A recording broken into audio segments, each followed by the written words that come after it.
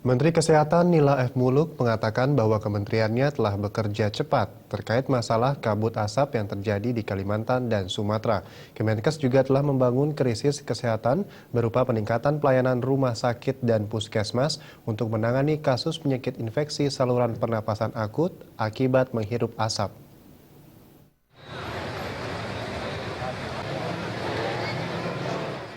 Bencana kabut asap akibat kebakaran hutan dan lahan yang terjadi beberapa hari belakangan ini di Kalimantan dan Sumatera menambah jumlah penderita infeksi saluran pernafasan akut atau ISPA.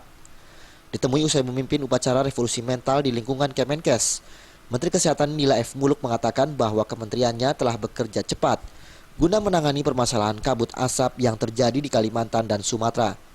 Menkes juga menegaskan untuk menangani kasus penyakit infeksi saluran pernafasan akut akibat menghirup asap, Kemenkes telah membangun krisis kesehatan berupa meningkatkan pelayanan rumah sakit dan puskesmas. Menkes menambahkan bagi warga yang menderita ISPA akibat menghirup kabut asap, rumah sakit dan puskesmas tempat telah siap menampung pasien penderita ISPA.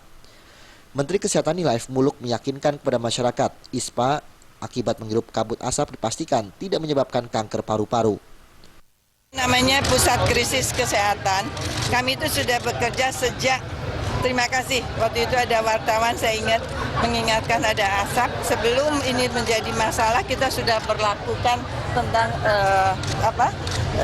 bentuk-bentuk kesehatan. Pertama kesehatan itu kan kena imbasnya di hilir.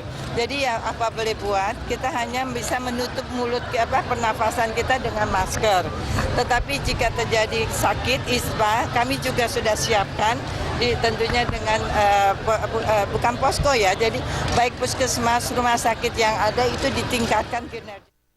Hingga saat ini titik api masih ada sebanyak 1.205 titik, di mana titik api tersebut terbanyak di wilayah Sumatera Selatan. Diperkirakan ada sekitar 52 kabupaten yang mengalami kebakaran dari 5 wilayah tersebut. Dari Jakarta, Widi Prabowo dan Sumadias.